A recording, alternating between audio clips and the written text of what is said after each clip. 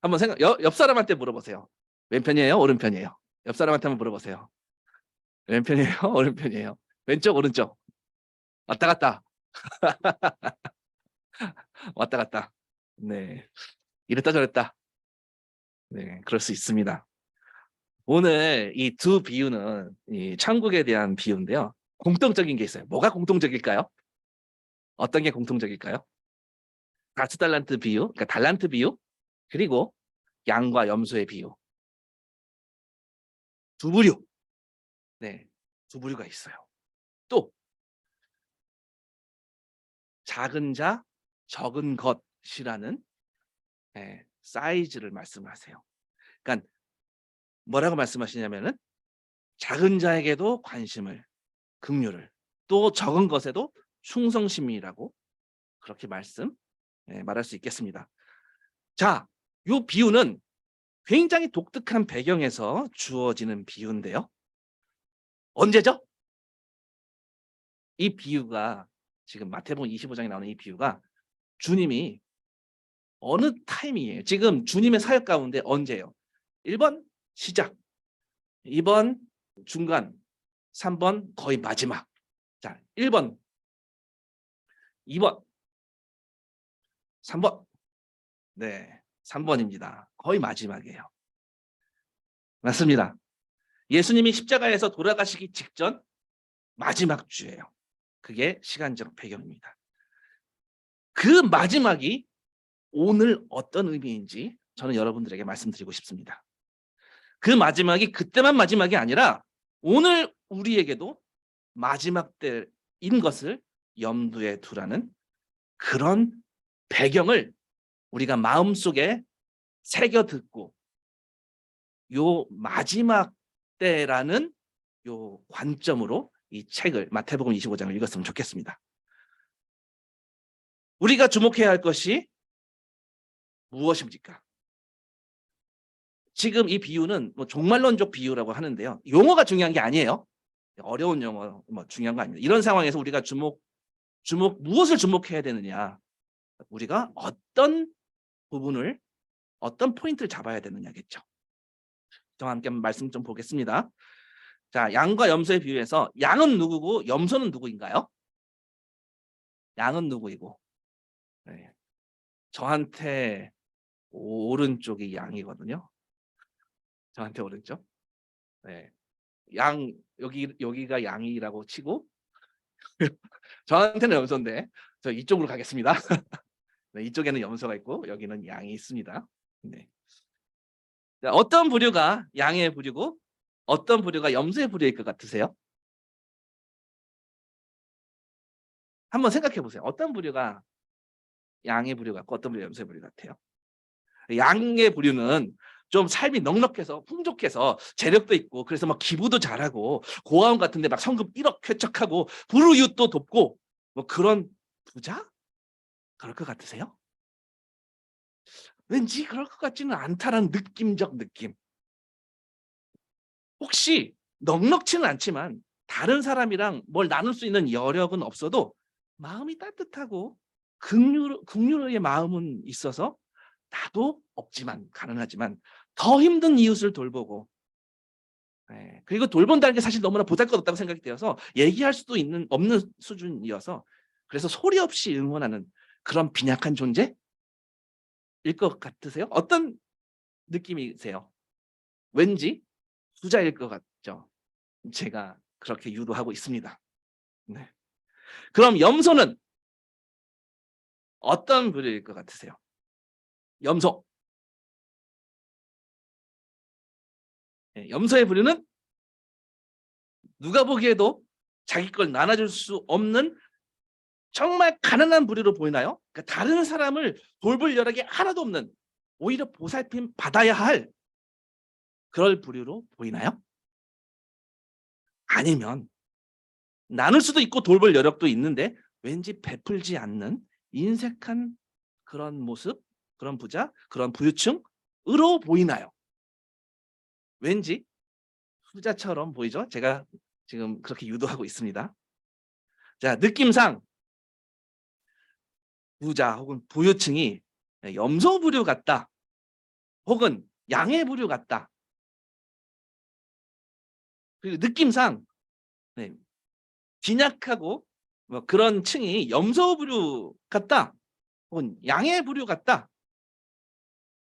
뭐 지금 제가 말하는 뉘앙스가 뭐 부자는 염소 부류, 빈약층은 양의 부류, 예, 뭐 이런 식으로 지금 완전히 일반화를 시켜버리고 있는데, 그럼 여러분은 부자나 성공한 사람이 되고 싶으세요? 아니면 그냥 지금처럼 빈약한 상태로 있고 싶으세요? 저는요 지금 이런 이야기를 하고 싶은 게 아니고 정말 양은 누군가, 정말 염소는 누군가, 이거를 지금 여러분들에게 생각하게끔 만드는 거예요. 진짜 양은 누굴까? 진짜 염소는 누굴까? 네. 근데 좀 시작부터 분위기가 별로죠. 왠지 오늘은 좀 뭔가 하기 싫은 거 하라고 할 것 같고 뭐 좀 도와주라고 할 것 같고 막 그럴 것 같죠, 느낌적 느낌이. 예. 자, 마태복음 오늘 25장과 그 앞에 나오는 24장은요 마지막 때에 관한 말씀이에요. 그 중에서도 특별히 24장 30절부터 25장 전체는 어떻게 마지막을 기다리는가에 관한 말씀이에요. 자, 결론부터 어떻게 기다려야 되냐 말씀드리자면, 마지막을 기다리는, 한마디로 다시 오실 우리 왕을 기다리는 방식은 복음으로 변화된 우리의 삶의 그 답이 있어요. 오늘 답부터 말씀드리고 시작합니다. 어떻게 왕을 기다려야 하는가? 답은요, 특별히 나에게 형제 자매라고 불리는 사람들, 그들을 향한 사랑과 관심이 흘러넘치는 모습에서 힌트를 받을 수 있습니다. 내 이웃을 향한 사랑과 그 관심으로 자신의 이 믿음을 행함으로 증명하는 자들이 바로 오른편 양의 부류입니다. 그것이 우리가 다시 오실 왕을 기다리는 삶의 방식이에요. 우리가 누군가를 기다릴 때 혹은 무언가를 기다릴 때 다양한 방식이 있습니다. 자, 기다리는 방법에는 여러 가지가 있는데 좀 사람마다 다르죠. 예를 들어서 어린아이를 하나 예를 들어볼게요. 여기 없는 어린아이로 한번 예를 들어볼게요. 다민이, 다민이나 하민이, 여기 없는. 자, 이 다민이 엄마가 혹은 하민이 엄마가 엄마가 아빠의 생일 저녁상을 막 차리고 있어요. 와, 맛있는 음식이 한가득 넘치는데요. 막 생일상 막 으리으리하게 차리고 있고요. 막 아빠의 이 생일을 어, 이, 이 축복하기 위해서 막 생일 케이크도 근사하게 만들어 놓고 있습니다. 근데 이 다민이가 보기에 너무나 먹고 싶은 거예요. 기다릴 수가 없어요. 맛있는 음식이 한가득이에요. 막 생일 케이크에 막 맨 위에 있는 젤리가 말랑말랑 자기를 유혹하고 있어요. 바로 먹죠. 보고만 있을 수 없습니다. 이때 다민이 엄마가 잠깐만 다민아 조금만 기다려. 10분만 있으면 우리 같이 아빠랑 같이 먹을 수 있어. 아빠가 10분 후에 방에서 나올 거야. 근데 아빠는 지금 마지막 10분을 재택근무를 하고 있어요. 재택근무. 네. 나오면은 그때 우리 생일 축하송도 부르고 촛불도 끄고, 다민아 우리 10분만 기다려. 자, 다민이가 10분에 대한 개념이 있다 없다? 없다. 네, 전혀 없죠. 지금 당장 먹어야 됩니다. 네. 그 사이에 아빠는 재택근무를 하고 있어요. 방에서 막 회사에다가 뭐 제출해야 되는데 마감이 6시인데 지금 5시 50분에 10분 남았어요. 혹은 뭐 어떤 아빠는 이제 사업하다가 뭐 클라이언트한테 이제 약속한 시간이 이제 10분 남았는데 10분 안에 빨리 하나라도 잘 써서 제안서도 내고 막 그래야 돼요. 애쓰고 있습니다. 그래서 막 머릿속에 있는 생각들을 막 글로 써서 막 써고 막 이렇게 타이핑하고 가고 있는데, 근데 시계를 보니까 10분 남은 거예요. 너무 부족해. 그래서 10분이 정말로 천천히 지나가기를 바라고 있어요. 그 시간이 아주 슬로우하게 지나가야지 내가 마지막까지 타이핑해서 마감시킬 수 있거든요. 자, 아빠에게 느끼는 10분과 아이에게 느끼는 10분 같습니까? 다릅니까? 완전 다릅니다. 10분을 기다리고 있는데 기다리는 방식이 달라요. 다른 종류의 기다림이에요. 자, 그렇다면 우리는 오늘 마지막을 기다리는 그리스도인은 어떻게 기다려야 할까요? 우리가 기독교인이라면 어떻게 이 종말을 기다려야 할까? 어떻게 그리스도의 재림을 기다려야 할까? 여러분들에게 질문 드립니다. 어떻게? 자, 성경에서 그날이 뭐처럼 임한다고 하죠? 도적같이. 네, 이거는 너무나 잘 알고 있어요. 참 많이 합니다. 이게 무슨 뜻이에요? 도적같이 임한다. 네, 어떤 일이 갑자기 발생해서 깜짝 놀란다예요. 그러니까 마치 도둑이 들어와서 도둑 당할 때 예상치 못한 상태에서 당하잖아요. 그러니까 그렇게 갑자기 이 주님이 나타나실 건데요. 예상치 못한 때에 예, 오신다는 거예요. 언제 오시더라도. 그렇기 때문에 깨어 있으라는 것은 뭐냐면요. '오늘 밤 오실 수도 있어.'라고 생각하고 그것을 기뻐하고 '내 신랑이 우리 주님이 돌아오신다.' 그렇게 기쁨으로 삶을 살고 그렇게 기다리라는 뜻이에요. 도둑같이 임하니까. 깨어 있고 기쁨으로 맞이하라는 거죠. 그리고 여기서 꼭 아셔야 할 것은요. 그날이 어떤 예고가 주어진다, 안 주어진다? 안 주어진다. 안 주어져요. 왜요? 너무나 그냥 평범하고 너무나 정상적인 아무 전조 증상이 없어서 아무도 예상하지 못하는 가운데 그날이 온다라는 거예요. 마치 두 사람이 밭에 있는데 한 사람은 데려가고 한 사람은 남겨져 있고. 당시에 이스라엘의 그 농경의 특성상 밭에 있는 이 두 사람은요, 두 남자는 아버지와 아들이거나 형제의 가능성이 아주 높습니다.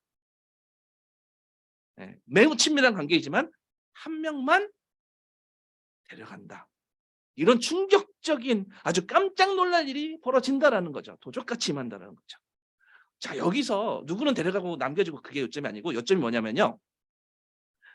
그러므로 너희는 주님이 오실 날에 오실지 모르기 때문에 깨어 있으라가 요점이에요. 깨어 있으라. 집주인이 밤에 도둑이 오는 시간을 알았더라면 자고 있을까요? 깨어 있을까요? 깨어 있죠. 예, 예상치 못한 시간에 올 것이기 때문에 준비해야 된다는 겁니다. 제가 미국에 있을 때 겪은 일입니다. 저는 그 96년식 그 헌다 어코드를 2004년에 샀어요. 6,000불을 주고 8년 된 중고차를 샀습니다. 근데 보통 유학생들이 맨 처음에 이제 미국 가서 많이 사는 차가 헌다 어코드, 토요타 캠리 이런 거예요. 더 싼 차도 있는데 뭐 2,000불, 3,000불짜리 더 밑에 차도 있는데 예, 그런 차를 사면은 수리비가 5,000~6,000불 나와요. 예. 그래서 가장 유학생들한테 인기 많은 차가 1번 토요타 캠리, 2번 혼다 어코드. 제가 지금 무슨 광고하는 것 같은데 그거 아니고요. 네. 저는 이 차를 사고 잘 몰고 다니다가 보통 금요일 밤에 집 앞에다 차를 세우고 주말 지나서 이제 월요일 날 이 차를 타고 또 나갑니다. 자, 월요일 오전에 집 밖에 나가서 제가 차 세운 자리에 갔는데 제가 세워둔 차가 없어진 거예요. 제 차가. 차량을 도난당한 거죠. 차량을 도난당한 거예요. 그래서 저는 미국에서 정말 별일을 다 겪었는데요. 차량 도난당한 적도 있고 이거 때려 부셔 갖고 안에 있는 저희 와이프 핸드백도 도난당한 적도 있고 정말 한국이 안전한 나라죠. 예, 미국은 별의별 일이 다 있습니다. 자동차 도난 안 당하려면 그래서 이런 길다란 발을요. 길다란 발을 핸들 있죠. 거기다가 클럽에다가 락을 딱 걸어요. 그래서 도난 당해도 이게 락이 이게 길어 갖고 이게 안 움직여요. 요거밖에. 그래서 요거를 채워 놔요. 그리고 가장 그 잘 털리는 차가 기아 자동차입니다. 네. 그래서 뭐 저 기아 자동차 제가 현기차 뭐 이렇게 싫어하는 건 아닌데 저도 기아차 타고 있거든요. 근데 네. 미국이 막 그 잡지 같은 데 보면은 어떤 차가 제일 도난 많이 당하는지 뭐 이런 것도 쫙 나와 있어요. 어쨌든 도난 당했습니다. 제 차를. 별일을 다 겪었는데요. 결국 수소문 끝에 저희가 살던 곳 말고 다른 도시, 그러니까 오클랜드라는 미국에서 범죄율 탑 5 안에 드는 정말 험한 동네에 제 차가 도로 한가운데 내동댕이 처리되어 있는 것을 경찰이 발견하고 연락이 왔었습니다. 예. 나중에 이제 경찰한테 연락받고 이제 차를 찾아오긴 했습니다만 보세요. 제가 그날 제 차를 도난당할 줄 알았더면 미리 경찰한테 연락해 놨겠죠. "잘 봐요. 여기 도둑이 올 거니깐 잘 보세요." 그랬겠죠. 네, 어떻게 대비를 했겠죠. 자, 제 이야기의 요점은 뭐냐면요. 주님은요. 예상할 때 아니면 예상치 못할 때 언제 오신다고요? 예상치 못할 때 순식간에 오신다라는 거예요. 그리스도의 재림이 예상치 못한 일이 될 것이니까 준비해야 한다고 말씀하시는 거예요. 자, 준비하려고 하는데 그게 어떤 모습으로 어떤 방식으로 준비하는 것일까? 오늘 가장 중요한 주제예요. 어떤 방식으로 준비하는 것일까? 예수님께서 기다리는 방법에 대해 말씀하신 요점들이 있는데 그걸 살펴볼 거예요. 두 가지. 어디랑 어디? 달란트 비유랑 양과 염소 비유. 오늘 그거예요. 자, 제가 비유로 이거 직행하기 전에 한 가지만 얘기해 드릴게요. 여러분 성경 읽다 보면요. 거기 나오는 인물들이 변화되는, 예를 들어서 사울이 바울이 되고 그게 변화되는 이야기들이 많습니다. 바로 복음은요. 제대로 선포되면 그 사람은요. 반드시 변화됩니다. 이건 뭐 변화된다는 거죠. 그 사람이 불완전했다가 완전하게 됐다 그런 의미가 아니에요. 그 사람이 갑자기 복음 때문에 완벽히 고쳐진다. 죄가 다 고쳐진다 그런 의미도 아니에요. 복음이 진정으로 우리에게 선포된다면 변화될 수밖에 없다예요. 여러분 우리 이거 분명히 알아야 돼요. 이전과는 다른 사람이 된다예요. 그렇지만 우리가 사회 여기저기서 만나는 기독교인이라는 사람들 전혀 삶의 변화가 없고 여전히 예전에 추구하던 돈이나 권력 같은 것을 여전히 따라가면서 스스로 크리스천이라고 하는 경우를 보면 아이러니합니다. 참 이상한 게 많습니다. 왜죠? 왜 이상하죠? 그 크리스찬들이 왜 그렇게 얘기를 하죠? 주로 오늘 주제에 맞춰서 설명드리자면 주님이 오늘은 안 오실 것 같아서. 네. 주님이 당장 안 오실 것 같으니까요. 주님의 재림을 만약에 우리가 안다면 어느 때에 오실지 안다면 어쩌면 우리가 오시기 바로 직전에 그게 오늘 밤이라면 오늘 한 5시쯤에 회개하고 주여 삼창하고 제가 손 들고 나갑니다. 용서해 주십시오. 네, 그럴 수 있을 거예요. 그런데 그날이 언제인지 알아요? 몰라요? 몰라요. 근데 느낌은 그날이 빨리 올 것 같아요? 아니면 조금 있다가 나중에 올 것 같아요? 우리의 느낌은. 나중에 올 것 같아요. 당장 안 오실 것 같아요. 예. 그래서 삶의 변화가 없이 그냥 사는 겁니다. 25장 마태복음 25장 시작할 때는 열 처녀 비유가 나와 있어요. 열 처녀 비유에서 뭐가 제일 중요하냐면요. 다른 거 무슨 뭐 기름이 뭐냐 이런 것도 중요하지만 그거보다 더 중요한 건 뭐냐면요. 신랑이 제때 안 온다예요. 신랑이 늦게 온다예요. 이게 가장 핵심이에요. 신랑이 기다려도 기다려도 안 와요. 그래서 잠들어요. 지금 이 비유는요. 잠들지 말라라는 비유가 아니에요. 뭐가 포인트라고요? 신랑이 제때 안 온다예요. 다섯은 슬기롭고 다섯은 어리석습니다. 어리석은 처녀들은요. 조금만 준비해서 기름이 동났어요. 근데 슬기로운 처녀들은요. 오랫동안 등불을 예, 태울 수 있을 만큼 갖고 있었습니다. 슬기로운 처녀들은요. 등불과 함께 예, 통에 기름도 마련했고요. 또 다 같이 기다리다가 다 같이 잠들었어요. 그러니까 열 처녀가 다 잠들었어요. 슬기로운 처녀는 잠들었다 안 들었다? 걔도 잠들었다. 다 잠들었다예요. 근데 왜 잠들었냐면요. 기다리다가 지체되고 안 오는 거야. 그때 밖에 소리 납니다. "신랑이다. 나와서 맞아라." 그럽니다. 그때 막 처녀들이 다 일어납니다. 일어나서 막 등불을 손질하고 이제 등불이 꺼져 가니깐 뭐 슬기로운 다섯 처녀한테 어리석은 다섯 처녀가 등불 좀 구워 달라고 합니다. 근데 그렇게 하면 우리나 너희나 다 모자랄 테니까 차라리 기름 장수한테 가서 사 갖고 와 그럽니다. 그때 이 미련한 처녀들이 기름을 사러 갔어요. 그때 신랑이 짜잔 도착합니다. 그리고 이 잔치의 게이트가 닫혀버려요. 문을 두드립니다. "주님, 주님 문을 열어 주십시오." 애원합니다. 그때 신랑이 뭐라고 대답합니까? "누구니?" 누구니? 내가 너를 알지 못한다 합니다.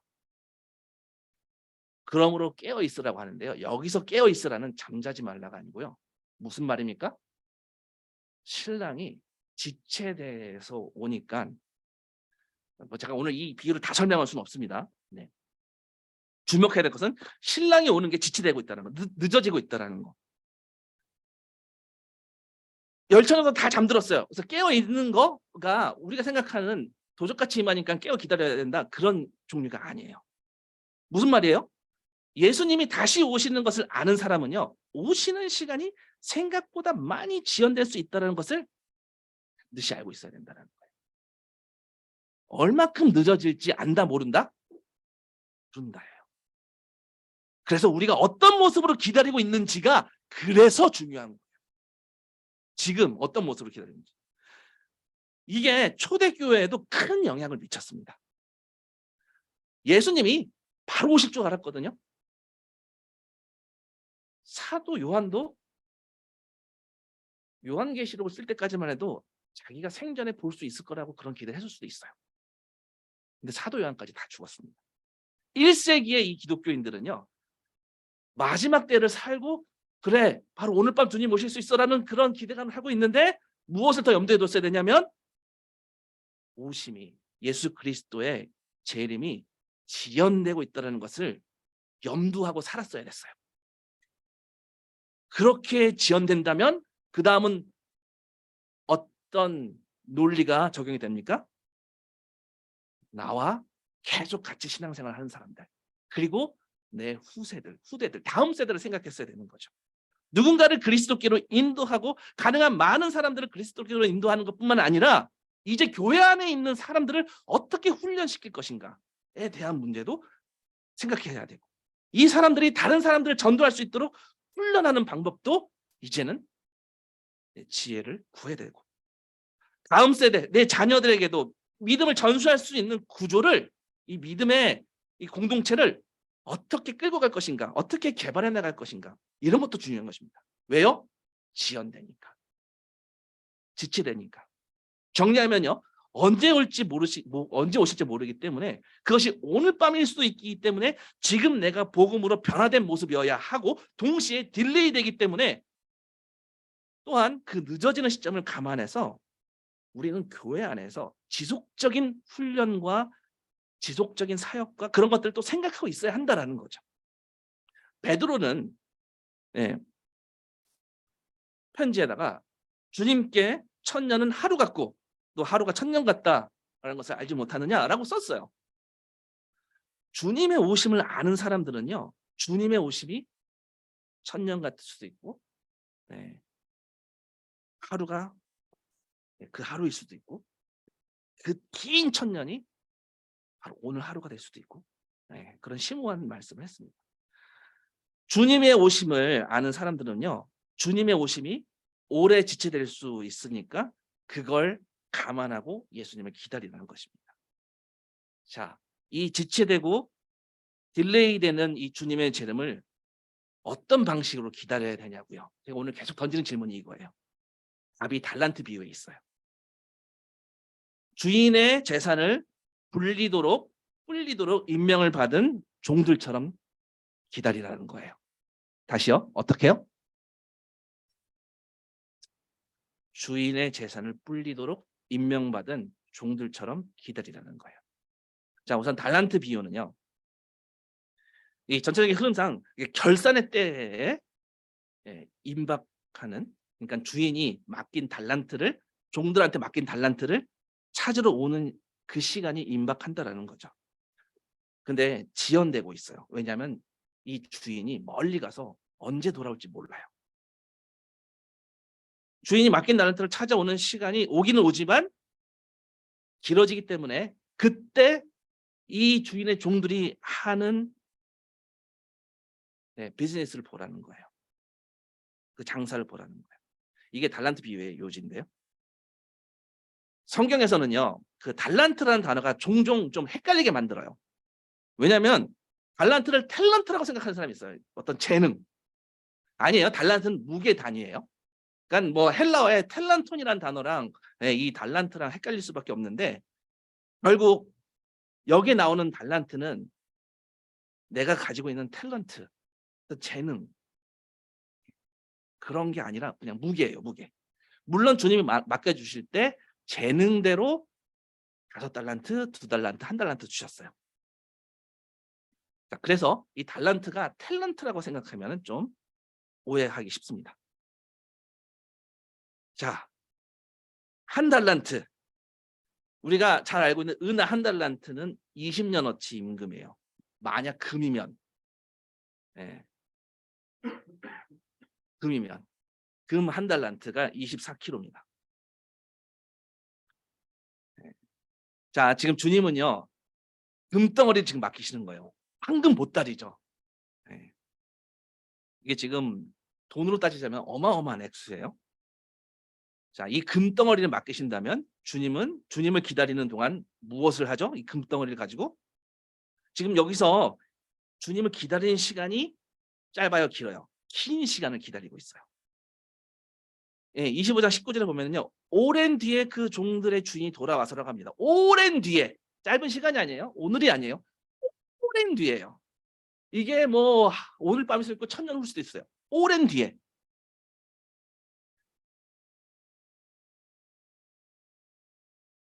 자, 이 기다리는 동안 주인이 돌아오실 날이 생각보다 지연되고 있어요. 지체되고 있어요. 우리는 그 기다리는 동안 주님을 기다리는 동안 주님이 맡기신 그 달란트를 돌려야 할 의무가 있어요. 자, 충성스러운 두 종은요. 실제로 주인의 것을 2배로 예, 가치를 2배 상승시켰습니다. 이 정도 가치면 100% 이윤을 남겼으면 굉장히 성공한 거겠죠? 네, 물론 10년이 걸렸는지 100년이 걸렸는지 모르겠습니다만 예. 자, 금방 오시지 않을 때 이 종에게는요. 이 주인의 재산을 그러니까 주인의 달란트를 돌려야 될 의무가 있는 것처럼 읽혀요. 그런데 마지막 종은요. 1달란트를 어떻게 했죠? 땅에 묻어두었습니다. 자, 여기서 이들의 신분은 종이에요, 자유자예요? 종. 저는요. 이 악한 종이라고 무익한 종이라고 한 달란트 땅에 묻어둔 종 있죠? 땅에 묻어둘 심정 이해합니다. 왜? 종은요. 주인의 재산에 손해를 끼치면 어떻게 됩니까? 잘했다 그럽니까? 아니죠. 맞을 수도 있습니다. 당시 고대 종은요. 현대의 노동자와 다릅니다. 반대로 종이 이익을 남겼어요. 그럼 그건 종 거 주인 거. 주인 거. 그러면 땅에 숨겨두겠어요? 아니면 어떻게 하겠어요? 이해가 되죠? 왜 숨겨뒀는지. 이익을 내도 내 거 아니고 반대로 손해를 끼치면 맞고 그럼 어떻게 하겠어요? 보전해야겠죠. 아닌가요? 오히려 저는 이게 악한 일이라기보다 그럴 법한 이야기예요. 근데 왜 악한 종이라고 했어요? 왜? 여기에 대한 답을 드리려면요. 달란트 비유에서 주목해야 될 게 또 하나 있어요. 주인이 자기 소유를 맡길 때 한 사람에게 금 5달란트 맡기잖아요. 요즘 금값이 많이 올랐습니다. 한돈이 얼마인가요? 34만 원. 엊그저께 금 처분했나 보네. 예, 1g에 8, 9만 원 꼴이에요. 1g에. 그러면 금 한 돈이 뭐 3 몇 그램 네, 되죠. 그래서 그러면 1g이 8, 9만 원이면 10g이면 얼마? 80, 90만 원. 그럼 100g이면 8, 900만 원. 그러면 1kg면 8천만 원에서 9천만 원. 그러면 10kg는 얼마? 8억에서 9억. 33kg예요. 대충 얼마? 30억이에요. 5달란트는. 지금으로 따지자면. 자, 5달란트. 1달란트가 34kg 30억이고 5달란트면 얼마죠? 150억. 150억. 자, 150억을 가지고 장사를 한 거예요. 여러분 5달란트가 꽤 큰 액수입니다. 150억. 그리고 얼마나 장사했는지 모르면 10년 했을 수도 있고 20년 했을 수도 있고 몰라요. 근데 얼마의 가치를 만들었죠? 300억 가치를 만들었습니다. 한 가지 착각하지 마셔야 되는 것은요. 이 몇백억이 이 종 거예요, 주인 거예요? 주인 거. 이 어마어마한 돈, 무시무시한 돈. 이익을 남겨도 내 거 아니고 손해되면은 네, 책임이 나한테 있고 떨리죠. 묻어두겠어요? 안 묻어두겠어요? 묻어두겠어요. 뭐 150억 불렸으니까 한 10억쯤 수고비로 받나요? 아니에요. 뭐 요즘 자본시장에서는 150억 투자했는데 그 전주한테 150억을 남겨준다면은 뭐 그 중간에서 그 금융 매니저가 얼마를 취할지는 모르겠습니다만 뭐 가치 상승분에 뭐 한 20% 챙겨가나요? 모르겠습니다만 뭐 80은 자본주가 먹고 뭐 20은 네 뭐 파이낸셜 컴퍼니가 먹고 뭐 그런 건가요? 근데 2000년 전 이 고대 시대에 종은 1%도 가져갈 수 있다 없다? 없다. 이 종에게 주어지는 수고비는 얼마냐면요. 얼마예요? 150억을 갖고 장사를 했어요. 300억을 남겼어요. 300억을 벌었어요. 그래서 지금 300억 보십시오, 주님. 그 이 종에게 주어지는 수고비가 얼마라고 되어 있어요? 안 되어 있어요? 안 되어 있어요. 그리고 대신에 많은 것을 맡긴대요. 준다 맡긴다? 또 맡겨요. 준다 맡긴다? 맡긴다. 그러니까 주는 대가는 없이 그리고 뭐라고 말씀하세요? 주인의 즐거움에 참여할지어다 그럽니다. 같이 즐겁게 기쁘게 행복하게 참여할지어다. 그러니까 150억 가치를 불렸는데 그냥 파티 한번 하자 이거네요. 그리고 주는 거 없이 계속 맡기시기만 하고 그러면 묻어들 것 같으세요? 안 묻어들 것 같으세요? 네. 그리고 하나 더 주목할 게 있습니다. 자, 주님은 지금 5달란트 금 34kg짜리가 5덩어리예요. 그 맡아서 장사했는데 주님이요. 이 장사한 일죠. 150억을 맡기고 150억을 벌어서 300억인데 이걸 뭐라고 평가하냐면요. 네가 적은 일에 충성했다 합니다. 300억인데 적은 일이래요. 아이고 적은 돈 갖고 애썼다 이거예요. 그러니까 금 큰 덩어리인데 야 이거 액수 좀 적은 것 같는데 충성되게 했네. 이런 거예요. 놀랍지 않으세요? 자, 이 주인의 관점은요. 뭐예요?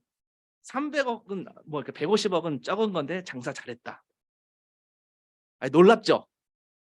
자, 하나님의 사이즈를 살짝 엿볼 수 있어요. 맞죠? 5덩어리가 작은 거라면 네, 뭐 그다음에 맡길 거는 50덩어리? 1,500억? 네, 여기서 질문할게요. 왜 주님은 금 5달란트를 적은 거라고 했을까요?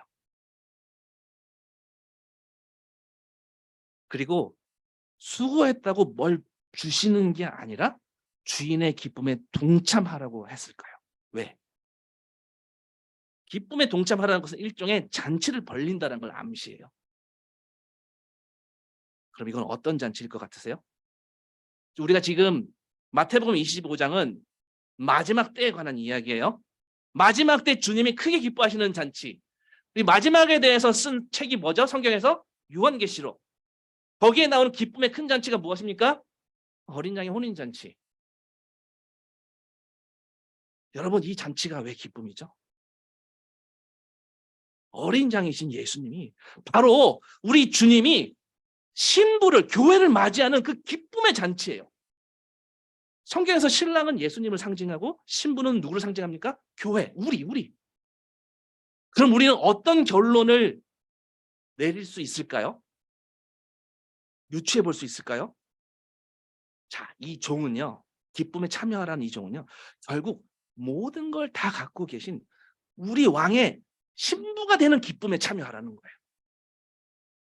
관계. 그냥 저 멀리 우주의 한 중앙에서 인격 없는 그런 신이 아니라 그 하나님이 내 아버지라는 거예요. 내 주님이 나의 신랑이라는 거예요. 그 기쁨에 참여하라는 거예요. 그 기쁨에 참여할 수 있게 된 건 그 전에 주님이 많은 것을 맡기겠다고 하셨어요. 주인이 맡기시는 소유는 명확치는 않아요. 저는 이것을 어떻게 보냐면요. 아담 이후에 잃어버렸던 하나님의 자녀들, 집 나간 탕자들, 아버지 품을 떠나 가짜 아비, 거짓 아비, 마귀 그 소유에서 놀아났던 사람들이 이제 주님의 소유로 바뀐 것, 이것이지 않을까? 저는 추측해 봅니다. 그 잃어버린 양 한 마리를 찾았을 때 누가복음 15장에서 그 목자의 기쁨이 어떻게 묘사되고 있습니까? 드라크마 하나를 동전 찾았는데 그 여인은요, 찾은 동전보다 몇십 배나 많은 비용을 들여서 잔치를 벌여요. 집 나간 아들 형제가 돌아왔을 때 그 즉시 아들의 권리를 상징하는 반지를 끼워주고 살찐 송아지를 잡습니다. 이 기쁨의 잔치. 그들을 찾고 돌보고 양육하고 다시 하나님의 소유된 백성으로 만드는 것이 청지기의 이 종의 삶이지 않을까 저는 생각합니다. 여러분 어떻게 생각하십니까? 오늘 여러분에게 맡겨진 사람이, 어떤 사역이 제한적일 수 있습니다. 여러 가지 상황 때문에. 그래서 많은 열매는 없어 보일 수도 있습니다. 심지어 아무 발전 가능성이 없어 보입니다. 내가 이 사람 섬겨봤자 뭐하냐. 그런데 결코 가치 없는 일이 아니에요. 보잘것없어 보이지만 너무나 소중한, 정말 주님께서 우리에게 위임하신, 맡기신 엄청난 가치의 보화와 같은 일이에요. 그렇게 소중하게 생각하고 주님이 기뻐하시는 구원의 이 잔치에 참여할 때 결국 착하고 충성된 이 종이 주님이 귀하게 여기시는 신부로 드러나는 말도 안 되는 감격스러운 이야기. 그날이 딜레이 되는 것처럼 느껴져도 그날을 바라보는 방식, 어떤 삶을 살아야 하는지에 대해서 분명히 말씀하십니다. 반대로 땅에 묻어둔 종은요, 주인이 어떤 걸 즐거워하는지 기뻐하는지에 관심이 없었어요.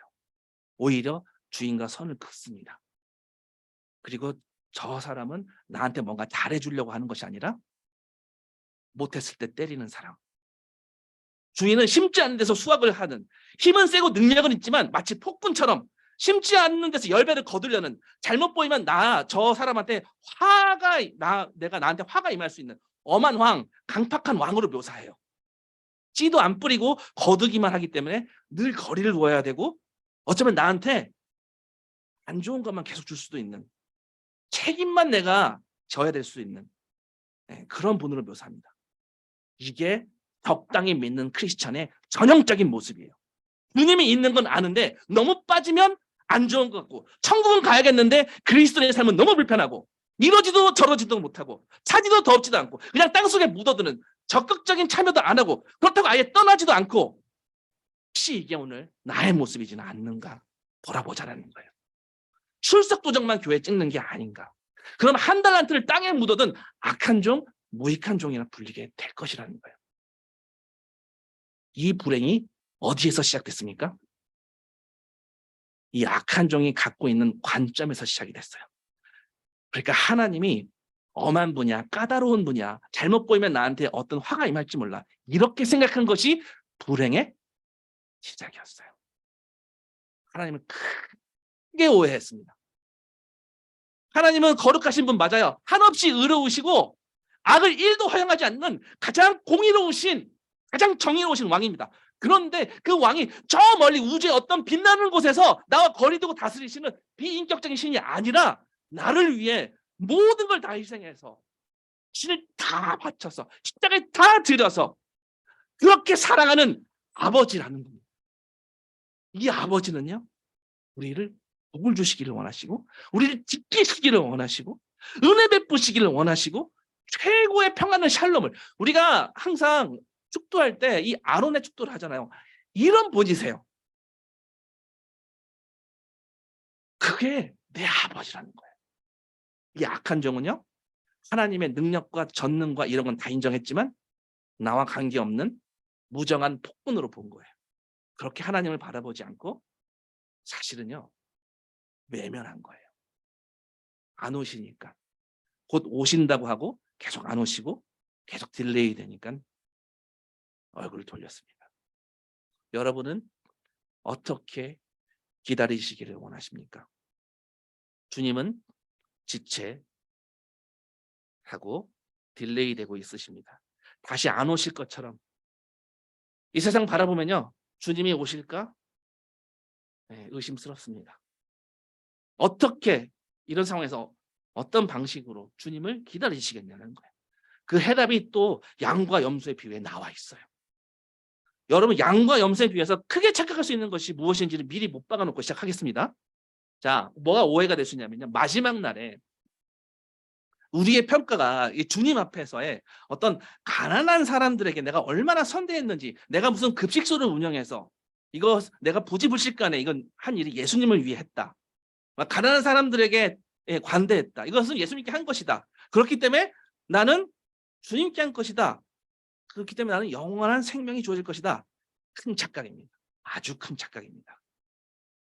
지극히 작은 자가 누군지를 알아야 돼요. 여기서 이 사람 누굽니까?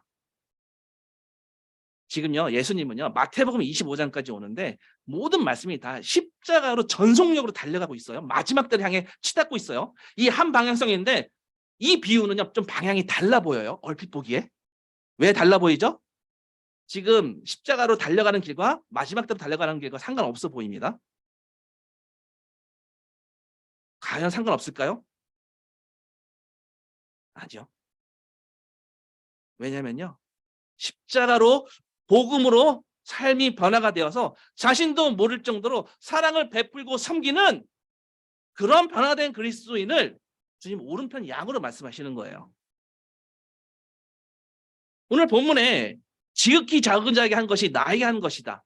지극히 작은 자 누구죠? 지극히 작은 자. 보잘것없는 사람에게 한 일, 곧 너희가 이 형제들 중 가장 보잘것없는 사람들에게 한 일이 곧 나에게 한 일이다. 25장 40절에 나와 있죠. 자, 형제들, 이 형제들. 지금 여기서 말씀하시는 예수님의 형제들 누군가요? 이 땅에는 모든 가난한 사람들인가요? 모든 작은 자들인가요? 아니면 어떤 특정한 부류를 말씀하시는 걸까요? 예수님 지금 누구를 염두에 두고 말씀하신 걸까요? 교회? 바로 우리 제자들이에요. 예수님은요, 마태복음에 앞에 보시면은 예수님이 마리아와 예수님의 그 이복 형제들이 예수님을 찾아옵니다. 예수님이 지금 사역을 하고 계세요. 그때 마리아와 형제들이 예수님에게 할 말이 있다면서 밖에서 기다리고 있습니다. 그때 어떤 사람이 예수님께 뭐라고 말해요? 보십시오, 선생님의 어머니와 형제들이 선생님께 말을 하려고 밖에서 있습니다. 그랬더니 예수님이 누가 나의 어머니냐? 누가 나의 형제들이냐? 그리고 나서 성경에는 뭐라고 되어 있냐면 제자들을 가리키면서 보아라, 내 어머니와 내 형제들이다. 누구든지 하늘에 계신 나의 아버지의 뜻을 행하는 사람이 내 형제요, 내 자매요, 어머니이다. 무슨 말입니까? 마지막 날에 가장 중요한 가족, 가장 예수님께서 챙기시는 형제 자매들, 바로 제자의 삶을 살고 있는 변화된 그리스도인들이라는 거예요. 주님이 이렇게 얘기했습니다. 너희는 선생이라 소리 듣지 말라. 너희 선생은 오직 한 분이고 너희는 모두 형제다 라고 하셨어요. 내 형제들에게 지극히 작은 자, 뭐예요? 제자들 가운데 아픔과 고통과 힘든 시간을 겪는 형제 자매들이라는 거예요. 25장에 나와 있는 이 양과 염소는요, 그것이 내 형제였고 그것이 내 제자 중 하나인 것을, 예수님의 형제고 예수님의 제자라는 것을 예수님이 한 걸로 예수님이 생각하신 것을 전혀 몰랐어요. 이게 무슨 말이냐? 오늘 예수님의 말씀은요, 특별히 박해받는 어려움 가운데 있는 그리스도인들을 두고 하시는 말씀이에요.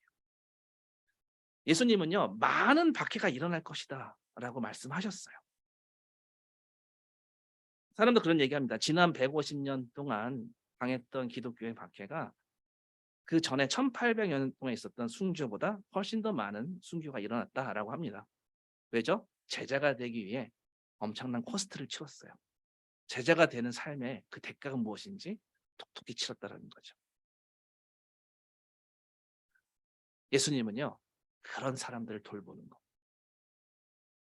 그것을요, 자신을 돌보는 것과 동일시했어요. 사도행전에 예수님이 사울한테 뭐라고 합니까? 사울아, 사울아, 어찌하여 교회를 핍박하느냐라고 했습니까? 나를 핍박하느냐라고 했습니까? 나를 핍박하느냐 그랬어요. 교회를 박해하는 건 그리스도를 박해하는 거다. 뭐예요? 그리스도는요, 당신과 교회를 동일시하는 겁니다. 당신의 몸이 교회가 당하는 박해는 그리스도가 당하는 박해라고 보시는 거예요. 저는요, 오늘 일반적인 어떤 자선 활동이랄지 어떤 나눔 활동이랄지 우리 사회적 헌신이랄지 이런 활동을 축소시키려고 드리는 말씀이 아니에요. 이 말씀만 보자라는 거예요. 여기서 작은 자가 누구고 여기서 형제가 누구냐라는 거예요. 예수 이름으로 어려움을 겪는 내 형제들, 우리 교회 안에 그리스도인의 이 가치관을 지키기 위해, 하나님 나라의 가치를 지키기 위해서 더 많은 유익을 구할 수 있지만 그럼에도 불구하고 오히려 해를 당할 수 있는 그런 길로 나아가는, 그래서 삶 속에서 힘든 우리 교회 안의 형제 자매들, 이들을 돌보는 것이, 주님은요, 예수님 당신을 돌보는 것이라고 말씀하셨어요. 또 주목해야 될 점, 아까 말씀드렸지만 양과 염소 모두 예수님의 말씀에 놀랐습니다. 도대체 언제 우리가 어떻게 그런 일을 했습니까?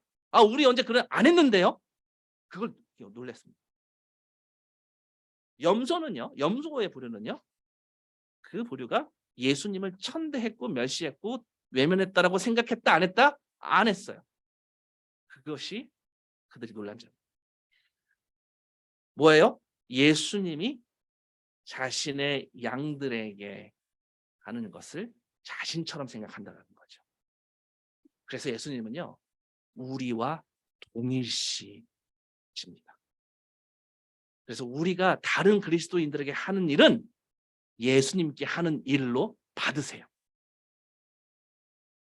이런 사람들은요, 내가 뭔가 했다라고 생각하는 사람이 아니라 복음에 의해서 삶이 변화되어서 무의식적으로 그리스도 안에 형제 자매들을 섬기는 것이 예수님께 하는 사람들이에요. 이 비유가 우리에게 미치는 영향, 교회에 미치는 영향 엄청납니다. 우리가 한 지역교회, 라이프 미션 교회 또는 어떤 교회든 다니기 시작하면요, 우리는 주로 어떤 생각하기 쉽냐면요, 그 교회에서 사람들을 내가 어떻게 맡긴 사람들을 돌보는 것보다 사람들이 우리를 어떻게 대하는지에 대해 먼저 생각하기 쉬워요. 내가 뭔가를 주님께 해드리는 걸 생각하는 것이 아니라 내가 뭔가를 받아야 될 거라고 생각해요. 진정한 그리스도인이라면, 복음으로 변화되었다면 그리스도 예수 안에서 형제 자매를 돌보고 섬기는 법을 알아가는 것입니다. 저는 이게 마지막 때를 어떻게 기다리냐에 대한 답이라고 생각합니다. 이게 진품과 가품을, 정품과 짝퉁을 구별하는 법이라고 생각합니다. 다시요, 복음으로 변화된 그리스도인은요, 자기도 모르게 몸에 배워서 그냥 너무나 당연하게도 그냥 도움이 필요한 형제 자매들을 돕고 섬깁니다. 이들에게 주님은요, 내가 진실로 너에게 이르노니 지극히 작은 형제 하나에게 한 것이 곧 알게 한 것이다. 저는요, 우리 교회 형제 자매들이 자기 일에만 몰두하고 다른 형제 자매가 어떻게 살고 있는지 신경 안 쓰고 그러지 않는다고 잘 알고 있습니다. 나의 형제 자매가 어떤 일을 겪었는지 정말 진심 어린 관심을 갖고 카톡도 하고 전화도 하고 그러잖아요. 저는 그러거든요. 네, 그래서 우리 지난주에 어떤 일이 있었는지, 우리 목요일에 다민이가 아파서 유치원 못 가고, 집에서 엄마 괴롭히고, 그러다가 엄마 막 육아로 힘들어갖고 막 탈라고 두통을 고생하다가 몸져 늦고 금요일날 못 나오고 다 알아요, 우리는. 네, 우리는 그런 공동체예요. 그래서 우리가 서로를 다 잘 아는 겁니다. 이것이 복음으로 변화된 사람들의 공동체예요. 정말 어려운 상황을 겪고 있는 사람을 케어하고 관심 갖고 한 끼 대접할 수도 있고, 그런 사람들이 저 우리 교회 사람들이잖아요. 너무 감사해요.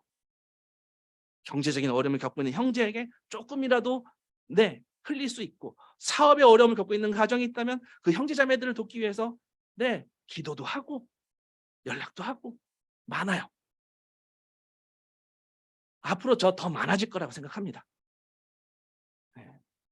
앞으로 더 어려움을 겪고 있는 형제 자매에게, 경제적인 어려움을 겪고 있는 형제 자매들에게 자기 지갑을 여는 그런 찐 형제 자매들이 더 많아질 거라고 저는 생각합니다. 그렇지만 염소의 경우 반대, 이거를 안 염소는 어떻게 하겠습니까? 경제적으로 어려운 시기를 겪고 있는 어떤 형제 자매를 돕기 위해서 이 염소가 돕는다고 한번 상상을 해보세요. 뭐 이렇게 누가 이제 아파요, 막 항암 치료를 받고 있어요. 그래서 그 가족 전체가 막 힘들어 있는데 그것을 이제 염소 부류가 하는 거예요. 도와주는 거예요. 그렇지, 내가 마태복음 25장 이거 봤어. 내가 형제한테 하는 것이 주님께 하는 거야. 한번 상상해 보시죠. 그러면서 이제 그 교회 가족들이, 염소들끼리 모여서 얘기합니다. 저 사실 그 사람 정말 제 스타일 아니거든요. 하기 싫지만 저 예수님께 그 천국 포인트 받으려면 헌신해야죠. 이렇게 말한다 한번 쳐보세요. 사실 이런 식으로 신앙생활 하는 사람들이 너무 많습니다. 너무 싫지만 그래도 내가 천국 포인트 받으려면 원수를 사랑해야지. 전형적인 염소의 모습입니다. 양의 부류는요, 오른편 양들은요, 그리스도 안에서 진짜 형제 자매라고 말하고요. 우리가 변화된 기독교인이라면요, 무의식적으로 포인트 생각하지 않아요. 그냥 형제 자매를 위해 이런 일을 하게 됩니다. 그리고 마지막 날에 주님이 네가 나를 위한 일이야, 이렇게 말씀하세요. 바로 이것이 우리가 다시 오실 예수님을 기다리는 방식입니다. 잠시 기도하겠습니다. 오늘 마지막 때 예수님의 다시 오심을 기다리는 방식이 무엇인지, 그래서 오늘 종려주일에 오시는 왕을 어떻게 기다려야 되는지에 대해서 그렇게 말씀 나눴습니다. 우리 같이 기도했으면 좋겠습니다. 오늘 종려주일이고요, 또 고난주간을 시작하게 됩니다. 다시 오실 왕을 기다리면서 그렇게 주님의 고난에 동참하기 원하는데, 사실 우리가 감히 어떻게 동행할 수 있습니까? 주님의 고난에. 없어요. 성경에는요, 단지 이 죽으심에 합하여 침례받은 우리가 다시 오실 그 왕을 기다리면서 오늘 어제보다 1cm 조금 더 주님께 나아가는 삶, 그러다 보면은요, 부지불식간에 예수님을 섬기는 자가 되는 것입니다. 이 돌아오는 한 주간 다시 오실 왕을 기다리며 십자가에 못 박히신 주님을 생각하며, 나도 세상에 대하여 그렇게 죽기를, 더욱 죽기를, 나의 옛사람이 주님과 함께 십자가에 못 박혀서 변화된 그리스도인의 삶을 살기를, 그렇게 기도했으면 좋겠습니다. 다시 오실 왕을 기다리면서 그 감사한 마음, 그 죽으심에 눈물을 흘린 그 향유 옥합을 드린 여인처럼 그렇게 살기 원합니다. 이런 기도했으면 좋겠습니다. 그 성령의 역사, 그 하나님의 은혜가 간절히 임하게 기도했으면 좋겠습니다. 고난주간 동안 특별히 주님 왜 그렇게 못 박히셨는지, 하나님께 왜 버림받으셨는지, 왜 저주받으셨는지 돌아봤으면 좋겠고, 또 주님이 그토록 마지막 때 애타게 외치신 것이 무엇인지, 어떻게 기다려야 되는지 오늘 말씀하셨잖아요. 그 종려주일의 참 의미를 보기, 다시 오실 왕을 어떻게 기다려야 하는가, 중요합니다. 오늘 말씀 가운데 우리 주님께서 답을 주셨습니다. 오늘 들은 이 말씀 한 주간 새겨보며 이 마지막 때 하나님의 나라가 임박하는, 그러나 지연될 것 같은 이 마지막 때 우리가 준비하기 원합니다. 5달란트 2달란트 남긴 종처럼, 또 오른편의 양처럼 우리 그렇게 기도하는 우리 모두 됐으면 좋겠습니다. 기도하시겠습니다.